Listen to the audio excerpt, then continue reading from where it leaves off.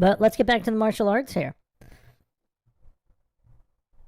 But that actually might have been the most respectful. I mean, it wasn't respectful at all, but it was the most respectful, probably, of Howard Stern's. He wasn't an absolute, complete degenerate scumbag like he usually is, to the level that he usually is. Forced Vengeance was pretty good, too. I haven't heard people mention that too much. Forced Vengeance, Force of One, The Octagon, those were all pretty solid movies.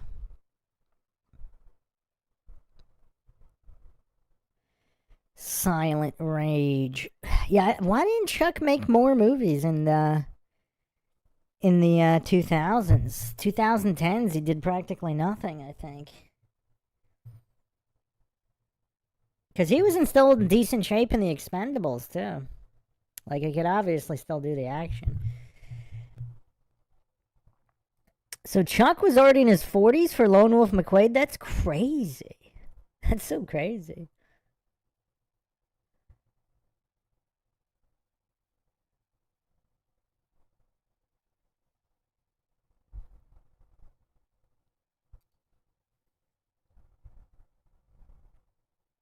Flat Bob says Bruce Lee will always be number one. Yeah, I mean, it's a matter of just basic physics. Like, you don't even have to go into technique. You know, force equals mass by acceleration. I mean, Bruce Lee didn't have the most mass, but that kind of acceleration, I mean, exponentially. So exponentially greater than anybody else's. I mean, Steven Seagal is a distant number two in speed, but yeah.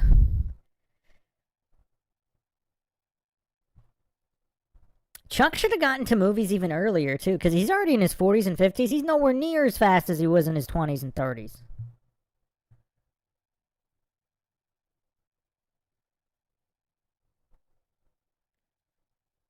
Good Guys Wear Black. Was that the first windshield dropkick? Might have been. Man, he's still got some pretty snazzy kicks, even as he's getting up there in age. Eye for an Eye. I didn't like Eye for an Eye as much. That's Tanaka from Perfect Weapon, right? Jeff Speakman, another guy nobody talks about. Yeah, Jeff Speakman, I mean, he's probably the least talked about awesome guy from back then. Kenpo. And he's had a lot of health problems too, but he is still alive. He is 67 years old. Nobody talks about Jeff Speakman. It's a shame, yeah, it's a shame Jeff Speakman didn't make more movies.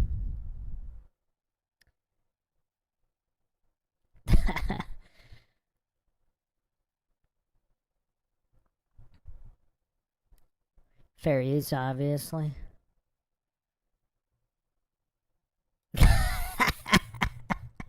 Oh, man. It's a shame the young generation will never know the greatness that was Chuck Norris.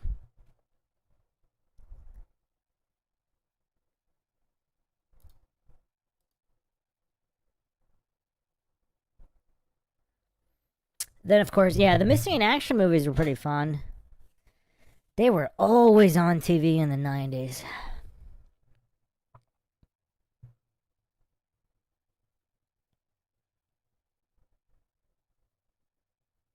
It's a shame Chuck Norris and Steven Seagal never put aside their differences. Imagine how awesome Norris Seagal movies would be in the 90s. Throw in some Van Damme. I mean, if they did the Expendables in the 90s, how awesome would that have been? I mean, some people think too little, too late. I mean, obviously, Expendables in the 2010s is better than not at all. But yeah, it would have been so awesome in the 90s getting all those people together.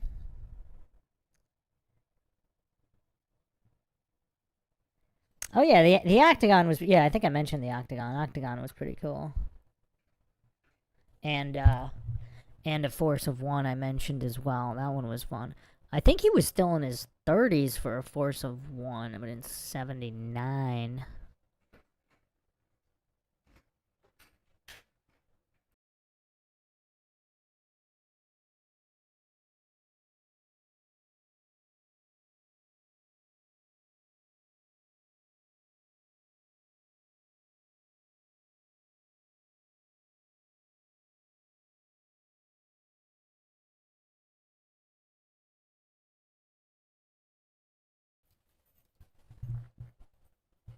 Emperor Lord Zed says, instead of Liam Neeson, Chuck should have been in those Star Wars. I mean, what about, I thought you were talking about the Taken movies. How awesome would a Taken have been with Chuck? That would have been hilarious. And very realistic. Oh, Code of Silence was awesome. And The Hitman. Let's not forget about The Hitman. Oh, I forgot about Delta Force 1 and 2. Those were fun, too. Man, he did a lot of movies.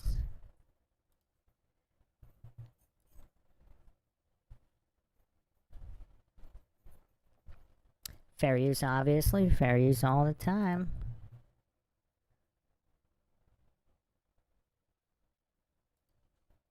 I mean, so he would have already been 50 here. That's crazy. That's crazy.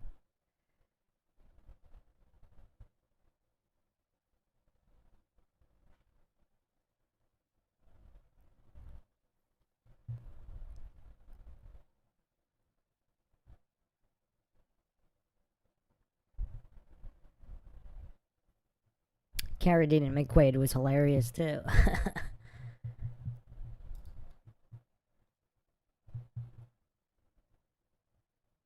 Emperor Lord Zed says, I was thinking about Taken with Chuck, too. Don't you worry. Oh, don't contaminate. Don't contaminate this man's name with Sandler. And then, of course, the seminal classic. Without Bruce, there'd be no Chuck.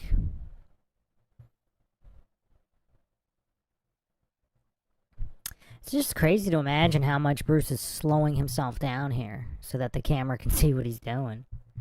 Whereas Chuck's trying to go as fast as he can. No offense to Chuck.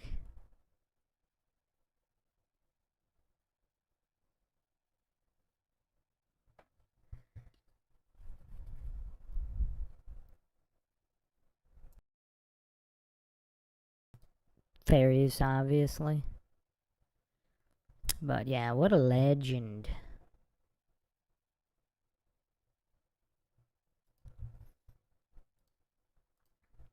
I don't know, I really like Invasion USA.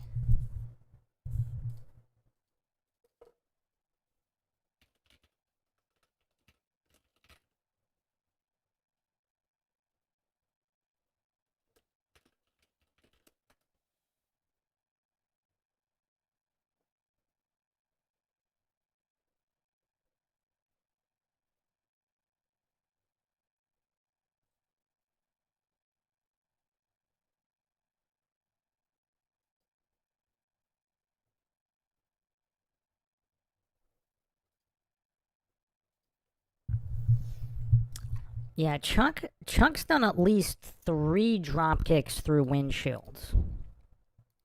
Let's go over them. The most recent one was in one of his last 90s movies, Logan's War, Bound by Honor, 1998. This one's kind of cool. Then he did one in Walker, and then he also did one in Good Guys Wear Black. He might have done 1 or 2 more. But yeah, definitely the pioneer of windshield drop kicks. I can't recall anybody doing it back then. I'm actually surprised they didn't make it even more of a thing. Did we go over this on that one live? Maybe. There he is. So he's like, what is he, almost 60 here? Yeah, that's a stunt guy covering his face. And then that's Chuck there. So Chuck did at least some of it. He at least did the close-ups. Even almost 60 years old, doing drop kicks through windshields. Yeah, that's not him. That's not him. That's not him. That is him. Okay.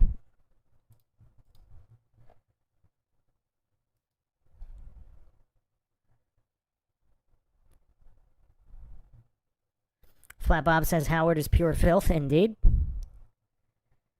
Run Boston Bear says Howard's personality on that show is pure darkness. It's disgusting. Yeah, like I said, I think there's something more going on. I don't think he's just a random piece of filth.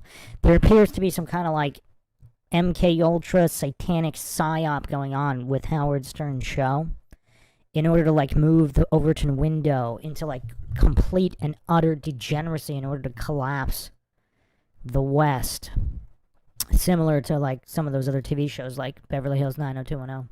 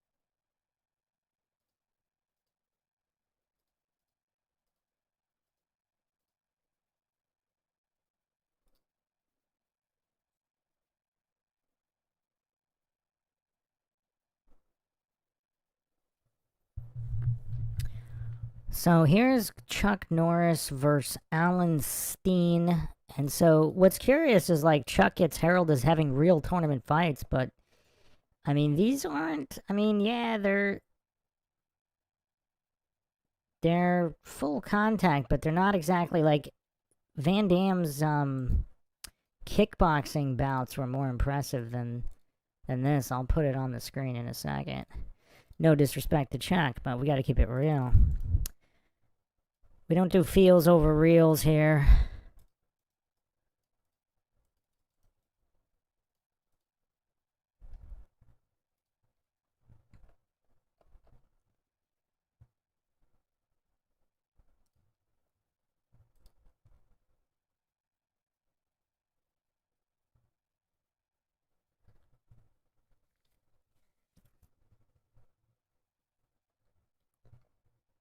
Yeah, I can't think of anything positive to say about Howard Stern. I don't know how you're coming up with stuff, Lord Zed. I do not know.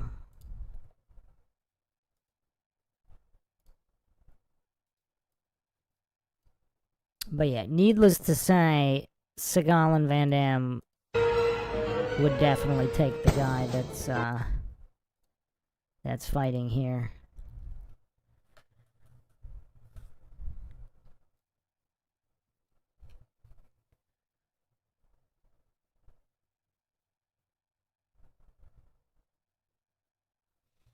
So this is what they considered full contact karate.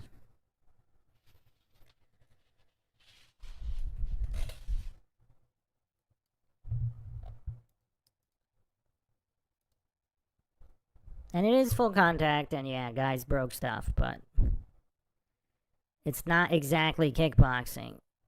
There's a lot of pauses and resets.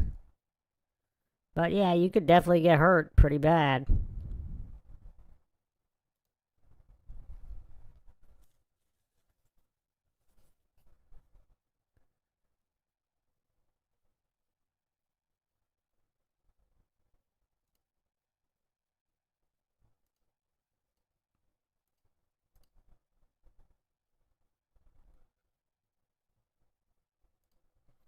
But yeah, young Chuck in movies would have been crazy.